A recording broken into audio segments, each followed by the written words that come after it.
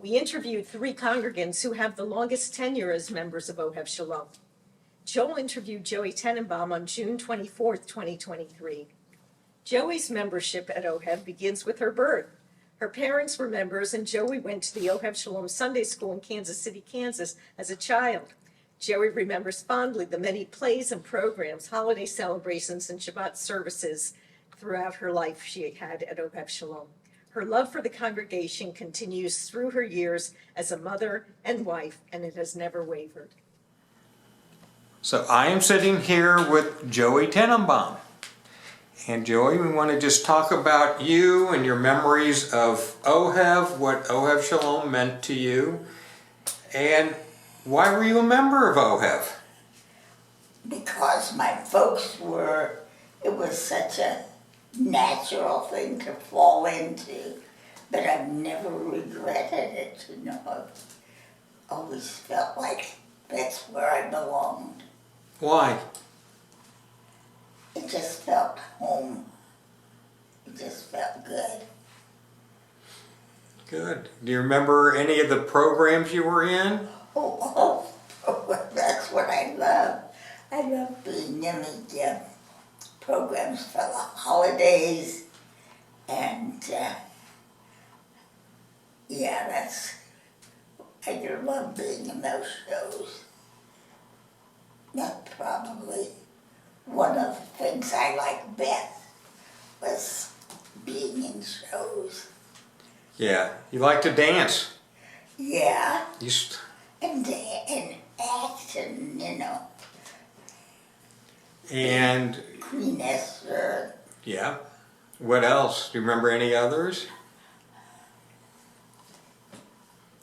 Because I remember a lot of shows that you were in. As a teenager, we had a Sky High Rhythm that I loved that show. I was kind of directing it, and there were about 13 of us, and that was so much fun. That's excellent. It was on the upstairs, outdoors, and that was a fun program. And I remember you also taught in the Sunday school. Yeah, I did. I don't know that I was so good at that, but I got a lesson ready and all, but I don't think that was my specialty. Yeah, but I remember you teaching. You were a good teacher. Do you think? Yeah. I hope so. I enjoyed it. And teaching the youngsters. Now, of course, I also remember the carpool we had going to Sunday school and Hebrew school. That probably wasn't fun for the drivers like you and my mother and Gloria Asner. Oh my goodness. We were the drivers that... You took us there while we fought in the cars. So I remember you driving us to Hebrew school. But that was a while ago. Did we ever have problems with neighbors because our cars were taking up space? I don't remember that.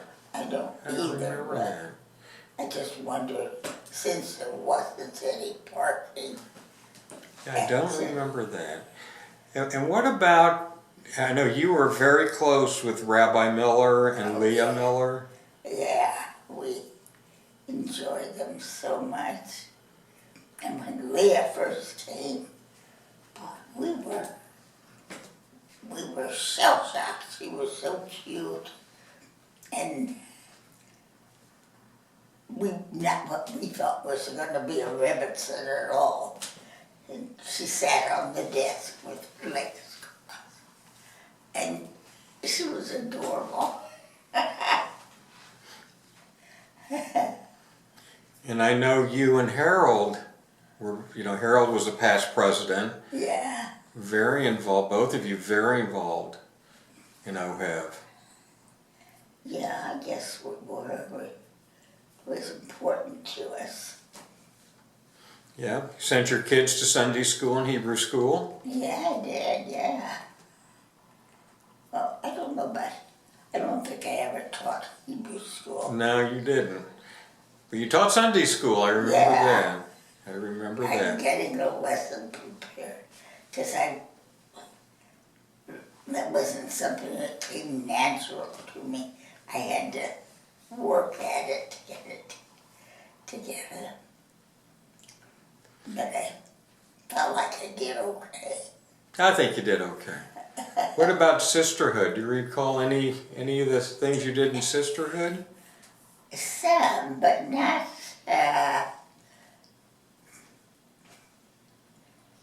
not all that much. I remember all the programs and the See, was plays that were made for Was sisterhood. that sisterhood? That was a lot of Did the that? sisterhood, yeah. Yeah. Yeah, my mother played piano, you were on the stage. Oh, Shirley was remarkable. She was one of a kind. I don't know anybody like that now that can just transpose music and play in whatever key we needed. She was great. Yeah, you guys made a good team. Yeah. And when it came to feeling like family, is that what Ohev made you feel like? It was a big family? How would you best describe it? Not a family, but a unit that Okay. it was a main thing for me. And I had grade school and high school, but I never felt as in with those folks as I did with the Jewish kids. Mm-hmm.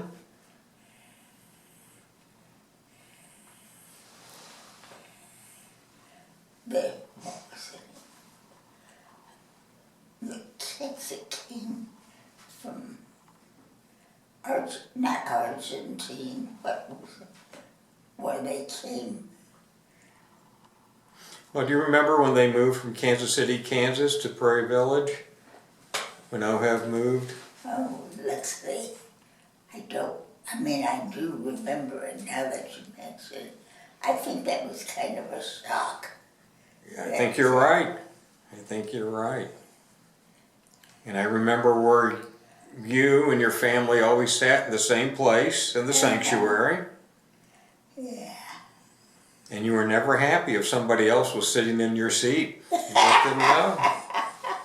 What a nerve. I remember those. Did I have a nameplate on my seat? You did. Yeah. You were your name, and if somebody else sat in your seat, you didn't like that.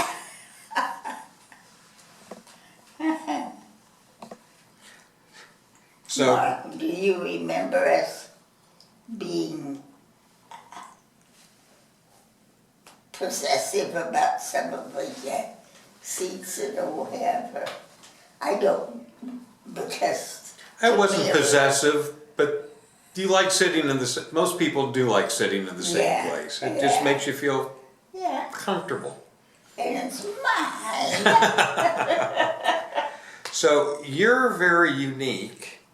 But You're very unique because not only did you teach Sunday school, but as a child, you went to Sunday school yeah, at Ohev Sholom. What was it like going to Sunday school? I liked it. I remember in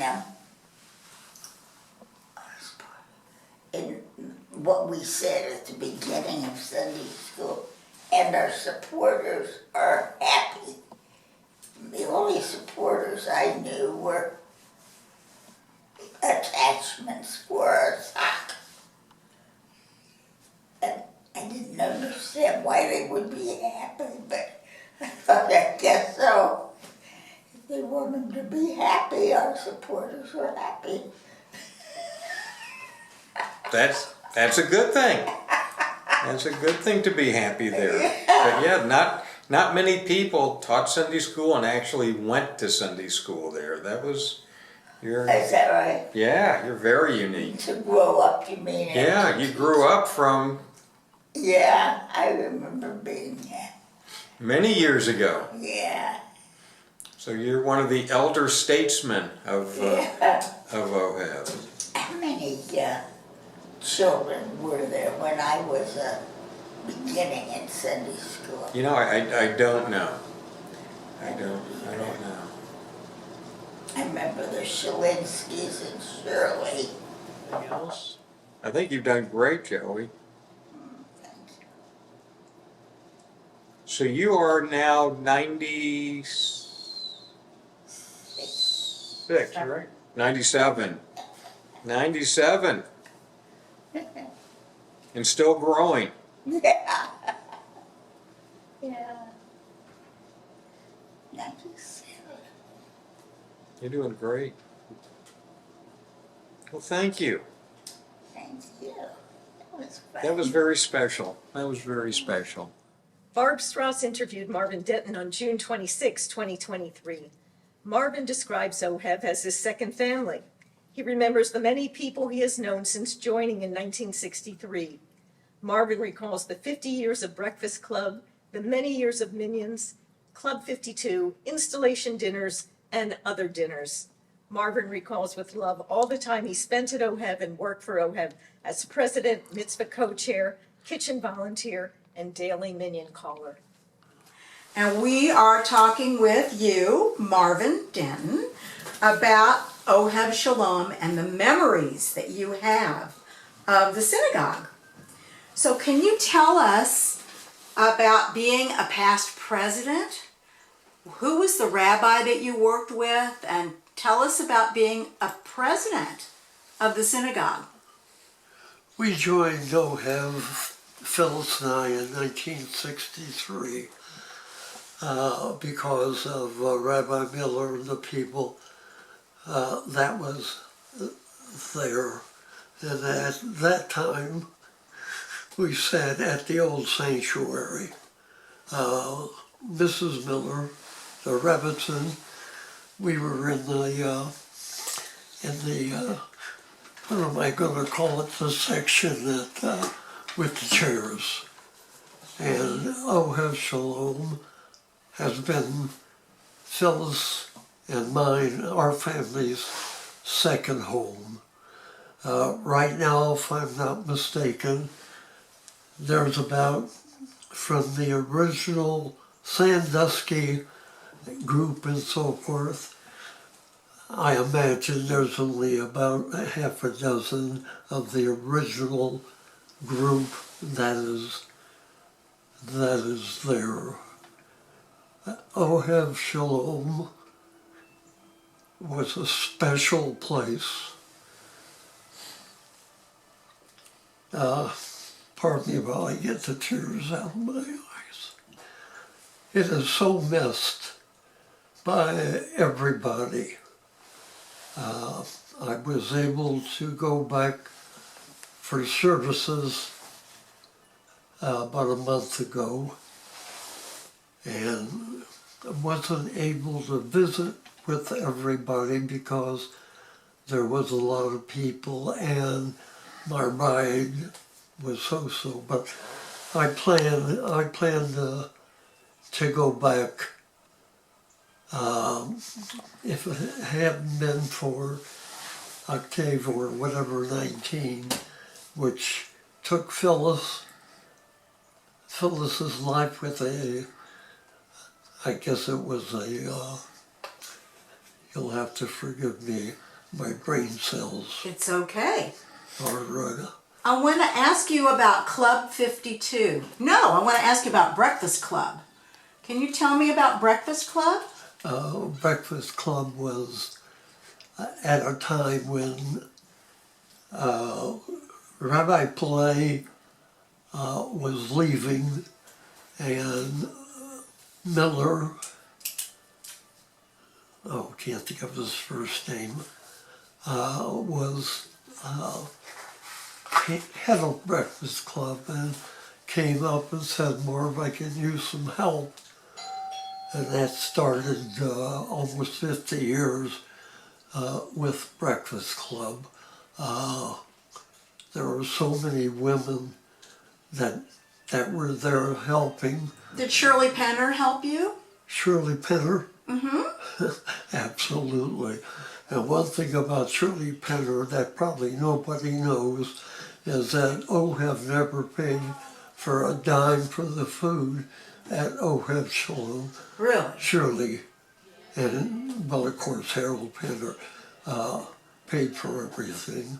And Shirley would always bring something extra, whether it was Valence's or anything.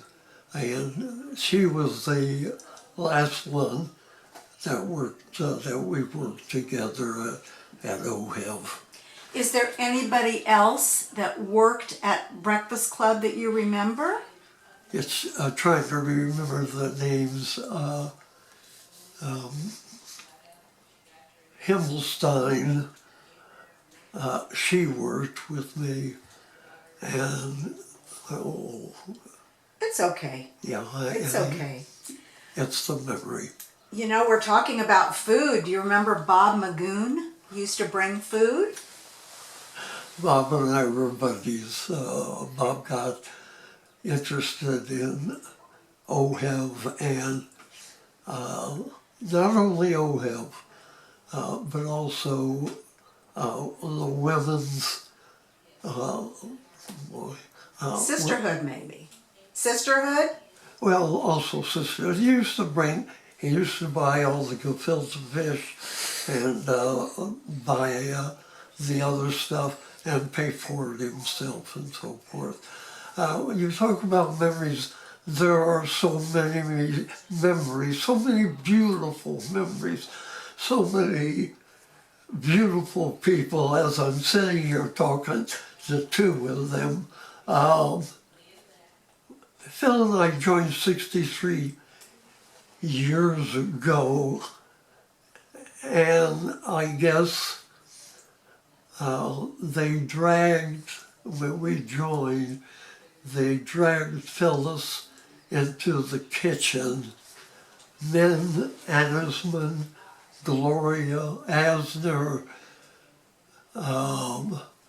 Axe.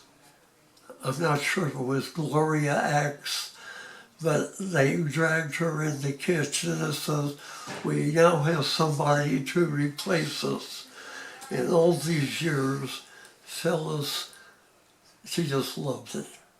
And of course, Helen Tiber is another one which was with Hyman's girls. Hyman Lansky had a bakery on 5th of Minnesota. And when he retired, he came over to Ohev, and they were Hyman's girls. And that's another memory coming about. Over the years, you planned a lot of installations. Do you remember when the new president would come and you would plan the installation of officers? About 70 years. Yeah. It was about, I think it was around 1970 when I started, Yeah. yes, doing the Breakfast Club. Breakfast Club. And Yeah. that's with the people at Sandusky and people over here then when Sandusky moved over here. Okay. Yeah, Breakfast Club was 1970 and what else? There were so many other things. I didn't take time to write anything down. It's okay. It's okay. Do you remember calling people on the telephone to go to Minion? Tell us about when you would call people every day, right? When Phil and I joined in 1963, Joe and Jackie Firestone pulled me in for Minion. And that started my 50 years of, well, let me backtrack a minute. Sammy Hayes' father passed away, which I was friends with, and I told Sam, if you'll go to Million, I'll be sure that there's 10 people. Knowing Sam's family, he was there every morning, and that started. His father passed away, and I think it was around 45. I had been going to Million before then. So in other words, it was 45, 50 years. Wow. And that was with Ross, I can't remember his first name. That was Joe Press. That was with myself. And there was a couple of others. But, Over the years, you called a lot of people. You well, that called. was just breakfast, after Breakfast Club. Yeah. It was Rabbi Horowitz that grabbed a hold of me and said, Marvin, we can't depend on anybody else. How about making the phone calls? So when Sammy Hayes' father passed away, I started organizing the names for 6 days, because 7 days I didn't have to worry. So what I would do is certain people I didn't have to call, a couple. And the others, I think Rabbi Scott White said one time, Marvin, you made over 200,000 phone calls. Wow. And that's what I remember. The thing that, I don't know what drove me to making the phone calls. It was just something I felt I had to do, or possibly it was something that I was giving back to the congregation. And it may sound crazy, but I miss doing it. It gave me an opportunity to know a couple hundred people. Oh, yeah, Yeah. for sure, for sure. Is there anything about Ohev Shalom's legacy? Anything about a memory that you want to make sure people know about the synagogue? Oh, Ohev Sholom was so many people's second home. We had people from 7th and Sandusky up until the present time. Ohev, for myself, our daughters, Sharon and Sheila, our twin daughters, I'm not positive if it was us or if it was the Hearsts that were the first B'nai Mitzvahs at the new congregation. What I remember is being with Rabbi Miller and being with every rabbi we've had, Miller and Weisenberg and the names and Palais and so forth. It's been such a joy. It was a joy. It was. Really was. And you're a joy to It be was- involved for it so was many a years. And it wasn't only that, it was working on committees of doing things, the committee of the money for Bonds for Israel, the installations. I'll think of so much after we turn You're off. doing fine. Do you remember some of our dinners that we would have there? The dinners? We would have Friday night dinners, Carol Offenbach, TV Christmas. Whoops, they slipped there for a It's second. okay. It's okay. I think you told us a lot. Well, the thing of it is, I am surprised because on April 4th, Phyllis, with the Octave 19, passed away September 23rd, the day before her birthday, which she turned 93, and my birthday, April 4th, I turned 95. Yes, you did. Yes, I did. Yes, you did. Yes, Okay. Well, you've done a great job to remember so many things for us. there is We so many appreciate things it. I'll think of afterwards, It's okay. but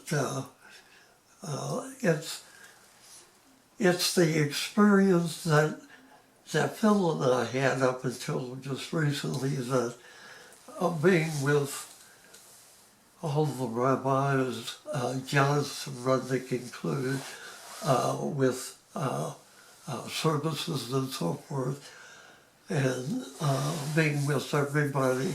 Afterwards, there was about half a dozen of us. After the morning service, we would go to Wade's, we would go to Tibbetts, half a dozen of us, and have breakfast. Yeah. And as a matter of fact, within the next 2 weeks or so, there's going to be a few of us getting together and having breakfast and recalling old times. Sounds like fun. Yes, Very nice. yes. Very nice. And there is about a half a dozen of us from the original Ohev in Sandusky. On my right side, Joel Levine, his family has been there since that time also, and Phyllis and I, and that's been, Phyllis and I joined in 63. So, A long legacy. Very nice. It was wonderful. And that synagogue would not have been what it was without you and Phyllis. It was really, you're a cornerstone of that synagogue. she loved being in the kitchen, cooking with Shirley Pinner, and cooking with, I called his name with the bakery, but it just missed me. The problem is the Ohev 19 put me in this. Yeah, the And COVID-19. Yeah, it did. Thank you. I knew I'd remember. Close enough. With a little help. Close enough. Okay, very good. Well, you have so much knowledge and we really appreciate talking with you today. One more thing. Yes, sir. In 1944, I confirmed from Beth Sholom Synagogue, 34th and Paseo, Rabbi Haddis and Rabbi Ann Kenner Rothblatt. And it seems now I'm making a circle. That's correct. It is a full circle. Yes, and it's been such an experience with my father. Kerem Israel Synagogue, 39th in Prospector, 39th in Paseo, right next to the deli, Shankman's Kosher Deli. Amazing. So the Jewish population, Everybody moved south. Everybody kept moving. yes, we Yeah. kept moving south. Yeah. And sitting there right next to Rabbi Miller's wife, in the old sanctuary. What can I say? I probably can dribble on for some time. You did fine. You You're did doing fine. Barb Strauss interviewed Barbara Goldansky on June 27th, 2023. Barbara Goldansky shares many wonderful memories of her involvement at Ohev as co-chair of Club 52, co-chair of the Mitzvah Committee, sisterhood president, and author of so many Purim spiels, plays, skits, and roasts. Barbara credits Ohev as the place that was so welcoming to her and Sandy when they joined as a young couple, and that gave her a place to use her energy and all that creativity. And we are talking with Barbara Goldansky about her memories of Ohev Sholom Synagogue. Can you tell us when you joined? Well, actually, my affiliation with Ohev Shalom went long before we joined. My parents lived in Kansas City, Kansas, at 6th and Barnett. The shul was at 7th and Sandusky. My dad didn't believe in joining, but he wanted to go play poker with the guys. Probably played with your dad. And Mama wanted to get acquainted with the women in Kansas City, Kansas, because we moved there in '46. So she joined Beth Horon chapter, B'nai B'rith Women, which served as a sisterhood to Ohev Shalom congregation. So from there, I don't know if you want me to go through all that stuff with my mom and Gwen Dupash. Do you remember her, Joel? Absolutely. Sandy and I decided we wanted to get married at Ohev instead of a hotel. So my mom and Gwen prepared the meal, and my husband had eaten at his mother's all day long, evidently thinking there wasn't going to be another good meal that I was going to cook. And anyway, he passed out twice during the ceremony. Some of the old timers may remember. Wow. There's a few. Whoa. And then he threw up at the end of the aisle. So that was how our marriage started. Then Mama they laid him out on the desk, and then my mom passed out. So they said, okay, Sandy, you go back upstairs where the reception's going on, and we'll let Ruth lie here. So not one time was there a complete reception line. And if I remember correctly, wasn't your mother-in-law Rose Cohn My grandmother was grandmother? And she played the piano. Yes. I think she played at my wedding. Wow. Wouldn't surprise And me. I've had an association with the Levine family for as long as I can remember. My dad bought furniture from Arnold, and Shirley, God love her, played the piano for me. Of course, of course. I want to skip through the years a little bit. Let's talk about sisterhood, and we're going to talk about some other things. But let's focus a little bit on sisterhood. Okay. You used to write parody songs and Purim spiels and all kinds of things. Where did you get the inspiration for all of that? Or did you just take it on by yourself? And No, my mom told somebody at B'nai B'rith Women that I knew how to write. I wrote during high school, and I was pretty good, and my instructors then and later said that I gave a twist like an O. Henry ending. So I guess it was just fed to me from the time I was like in 5th grade. do you remember how many years you wrote skits and songs and things for the synagogue? Probably started in 1962. And kept on going. And I wrote the, let's see, put glasses on and I can tell Here's better. some glasses here. Well, those are a different pair, but that's Okay. all right.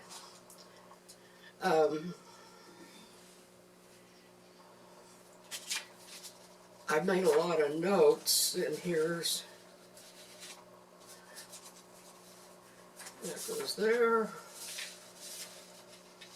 All right, I think it was Jackie Firestone that was the first sisterhood president.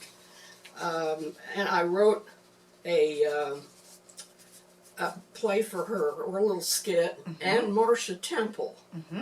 I don't know if Marcia followed Jackie. I can't remember some of that stuff. But there's plaques, sisterhood plaques. Right.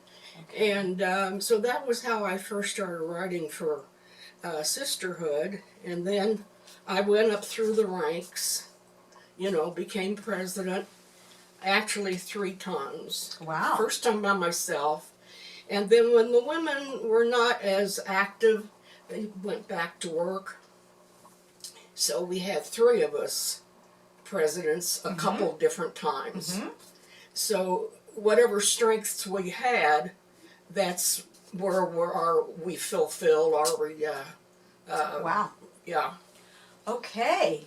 I mean, there's just such a great many memories of all those skits and songs and Purim spiels and all of that stuff. Let's think about Club 52 for a little bit now. Okay. Do you remember when it started? Yeah, let me go back and tell you. Ruth Diamond, Allah Sholom. I'm only going to say Allah Sholom once because Okay. almost everybody is in that category. Right. There's a little lucite thing on the table there Okay. from Club 52. Okay. And Now that this was thing, I think. Sandy and I served as chairman Yeah. for 26 years. 26 years. Wow. And Ruth and Myron Diamond were the, if you wanted to, you could copy what was on here. Okay, well, You we're know, just you looking take it. at it. Club 52 chairs retire after 26 years. Wow.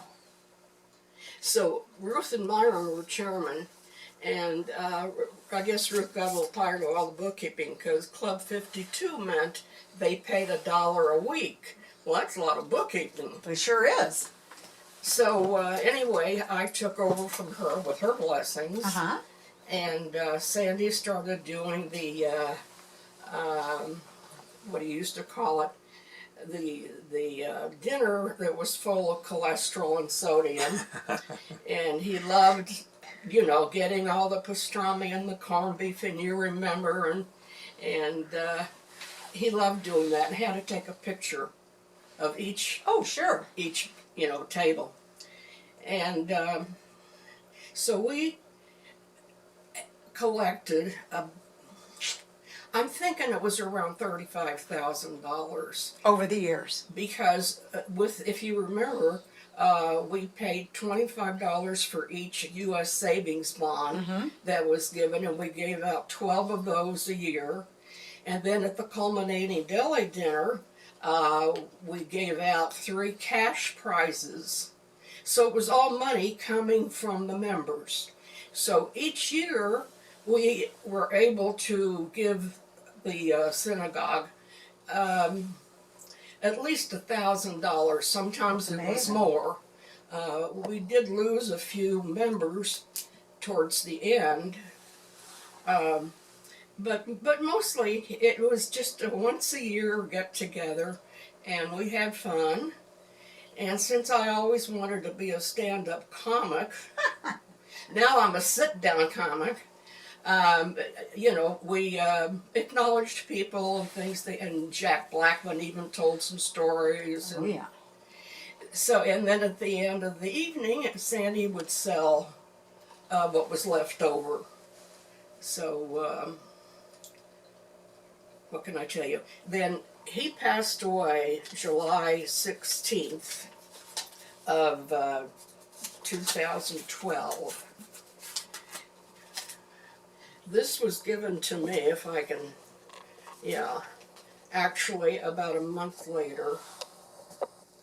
Okay, I can hold this up, and it says, Barbara Goldansky, in appreciation of Barbara and Sandy Goldansky for their many years of service to Club 52 and Ohev Sholom, August 29th, 2012. That happens to be my son's birthday, by the way. Oh, So this is a lovely piece that is in Yeah. appreciation.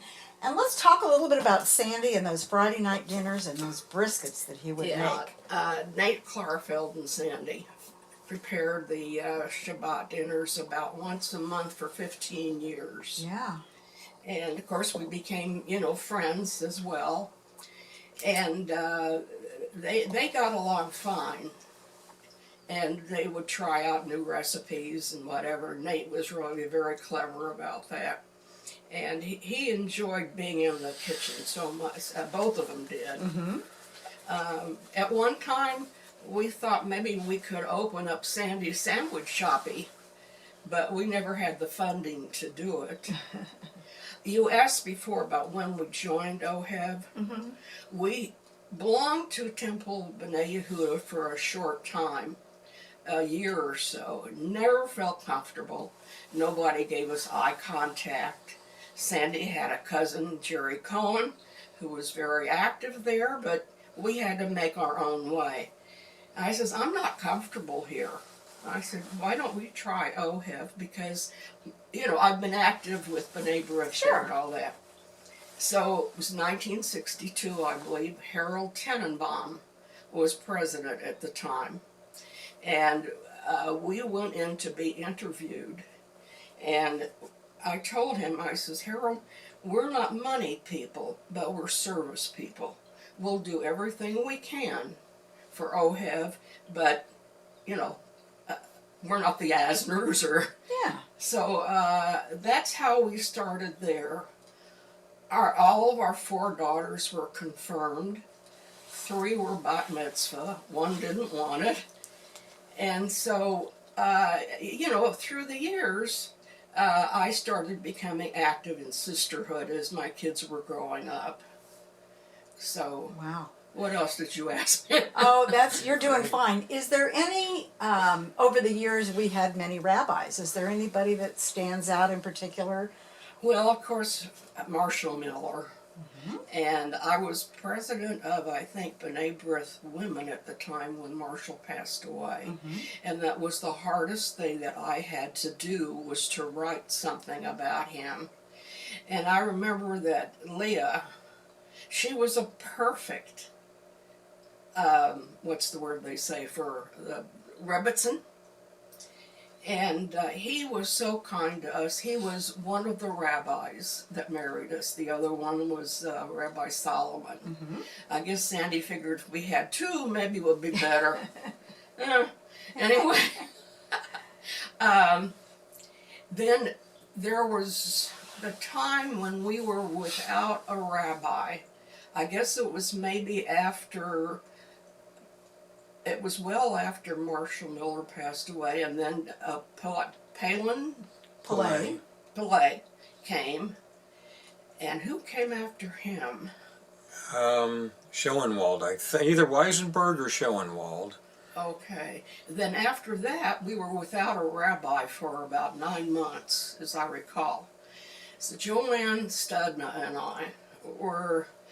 I always loved planning. She was the planner for New Year's Eve parties, and Sandy and I made briskets, Elaine Shareskin made turkeys. So Joanne and I decided that we needed to have a social club to keep Ohev members together, because there was nothing that was real cohesive except the people that were going to services. Right. And to be honest, you know, there weren't that many. So we started the social club, and we had different programs each month. During that time, Mark Lichman approached me. He was social action chairman, I think they called it. So we combined forces so that there would be programming, not political, but Yeah. Topical stuff. yeah, besides the fun stuff. Yeah. Whenever I did anything with like Ruthie or Mark or Joel, they had to fill in the Jewish stuff because I never went to Sunday school. I had to learn about my Judaism through B'nai B'rith and then sisterhood, so I had to learn on the job. Sure. Yeah, I knew to separate milk from meat, but there was a lot I didn't know and a lot I learned. So Mark Fitzerman came, and God love him, he told me one of the reasons that he came to Ohev was because of the mitzvah committee. Now Marvin Denton and I started the mitzvah committee in the late 70s, and I don't know if he told you any of this stuff or not. And I don't remember the name. I think he said it was Robino. But somebody was in the hospital. And Marvin thought I would be a good person to go visit. And as it happened, I didn't have to. I don't think they passed away, but something else changed that. So Marvin and I decided, well, why don't we start a mitzvah committee? I think we were the first ones in Kansas City that started a mitzvah committee. Quite possible, yeah, very possible. And that was the late 70s. We had a contingency of 40 members, which was wonderful. They divided themselves into what they felt they could do the best. Marvin was always in charge of the Shiva services, calling men and then later women to come to make up services every morning. Dominion, that's Even right. after he was sick and living at atriums where I was too, he would still be making his calls. Oh, yeah. I mean, I know he's been honored and he is certainly deserving. And what I did was got a group of women to take care of the Shiva meals. I think Mary Birnbaum may still be doing that. I'm not sure. But we got the committee together to do the Shiva meals. And then through the years, we did different things like picking lice out of kids' hair. I wrote letters for Lil Crouchman. Her brother had passed away, but she was legally blind, so I wrote letters for her. There was a number of things we did, and aside from the mitzvah committee, I cooked and took food to families who were coming home from the hospital or who were not going to make it, and so it was very self-satisfying. Oh, absolutely. If there is one memory of our congregation or legacy, what do you think that is? Well, we were small, but we were serving. And personally, it gave me the opportunity to express myself. I wanted to do something creative. My dad said, you better learn how to type and play and take shorthand because you're never going to make it as an artist. I said, thank you very much. He was right.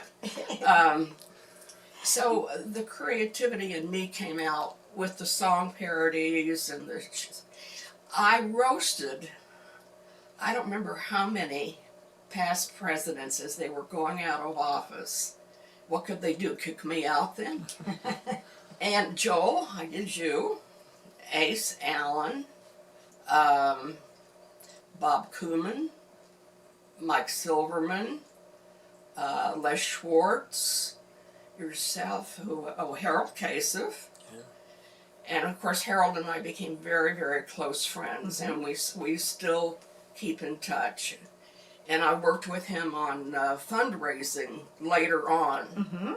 But there may have been, I don't remember how many past presidents, but I also got to roast Danny Horowitz when he left the congregation. And I remember a conversation Joel and I had, which I'm not going to repeat. But Joel was always my go-to guy. Back when Sisterhood was doing not flea markets, what do they call it, Barb? Rummage sale. Rummage sales. I had just been diagnosed with 4-stage non-Hodgkin's lymphoma. I needed to have transportation. Well, the ladies were all busy working. The mitzvah committee was on the wane. So many of the younger women had gone to work. I don't know how I happened to call Joel. I think about something else, and I mentioned to him that I was having a problem getting transportation for my, because they wouldn't let me drive. I was in a test program, and something that was new, and almost didn't make it through the first treatment. But my oldest daughter Cheryl took off from work and took me the first time, and then that night I called Joel, And he says, Bev will take you. And she did. She took me for my next 3 appointments. Wow. I have never forgotten how touched I was and still am. That's why I say I've always felt such a connection with the Levine family. Mm-hmm. You know, and I know what they both had to go through with their mothers, you know, at Village Sholom, and I can empathize with all that. Mm-hmm. But they're such good people. Lots So, of good people. You're good people too. Yeah. I'm trying to think if there is. Do you still have that brisket recipe from Friday night dinners? I'm just wondering if you do. You still Yeah. have Sandy's recipe? Would you like me to send it to you? Eventually, sometime we'll get it. Yeah, I have it. Well, in fact, it's in the kosher. What Kosher were you Fest? Oh, The Kosher Fest cookbook. one of those cookbooks. Yeah. Okay, great. And unfortunately, Sandy was starting to go through dementia and then Alzheimer's, Mm-hmm. but he still wanted to cook. So he went to the synagogue and he cooked all the briskets. Then he wanted to come back. I guess it was because they had to freeze them, take them out, slice them, and then put them back and keep them until that weekend. Right. So he went there, and Mary called me in the meantime, and she says, tell Sandy not to come. And I says, honey, he's all yours. He's already left, and he never carried a cell phone, so I couldn't, you know, stop him. So when he got there, they told him, you know, and Mary had Hipsch. What was his name? Oh, Sandy. Sandy Hipsch. I should remember Sandy and Sandy. Tell him, we don't want you to do this now. Mm. I don't think people realized how sick Sandy was getting. And this is my sermon now. He came back home extremely upset. And he never cries, but he I mean, you know, he was really pissed off. Yeah. I called Harold Kasich and I told him, you know, what had happened. And the next thing I know is, he called me back. He says, I'm bringing Rabbi Scott over to talk to Sandy. So he and Scott came over, and Sanford was very hesitant to even speak to them. And so he told him, you know, I really felt like I wasn't being needed, blah, blah. So Scott at the time was very empathetic. Mm-hmm. And he said, I want you to come Sunday, and I want you to work in the deli like you always do and make the sandwiches and all that. So they shook hands, and Sandy says, okay, I'll come. So come Sunday, we're there, and I'm selling tickets or something, and he comes over to me, and I said, what's the matter? He says, they won't let me do any of the deli stuff. I says, were you putting too much meat on the sandwiches or what, you know? He says, well, they told me they didn't need me. So he says they told him to go to the soda department. He goes over there and they say, we don't need you. Ooh. Well, someone with Alzheimer's, very, very sensitive. We went back home shortly after that, and he says, I'm never walking in that synagogue again, and he didn't. So for at least 4 years or more after that, I mean, I kept going, but he was so hurt. And at that time, people weren't as aware of what's going on now, and with mental problems and all Sure. that. Well, that's a real bittersweet memory. Yeah. I mean, it's very. Now, I don't know what Beth Sholom is doing. They have prayer works, They do. which was, you know, a lot like our mitzvah committee had started. I don't know if there's any desire on their part to do something to educate people. and I guess I get frustrated, you know. Well, we're all still kind of getting into the groove over there and still learning about it, and it is a new, completely new environment, and we're just all trying to get together. But I want to thank you so much. Oh wait, I gotta Yeah. tell you about the Torah. Then you do that. Were you president when we wrote the Torah, or you were chairman? Or I was well, in- the I don't- Clarfelds I were may- chairman. Yeah, Nate and Lori were the chair people. Harold may have been president at the time. What? I know Harold may have been president at the time. I'm not sure. Oh, It's either he or possible. me, but I know I was heavily involved because we used the consultant that I had in Dallas when we lived there. Because you came and asked me if I would work and do the all the paperwork. It was a year project. Yeah. I was retired from Beth Sholom. I haven't even gotten into that stuff yet. So anyway, we created the Torah, which I believe is now ensconced at Beth Sholom in the wooden cabinet that had been built for it, and not for the Torah, but the That's going to be portions prominent. from each week. Yeah, it's going to be I there. had typed up, and we have a Remember roll. And are you on a timer? No, it was a phone call that I missed. It's okay. And so I was very pleased with that, and I sent over the Torah scrapbook that I kept from the very beginning.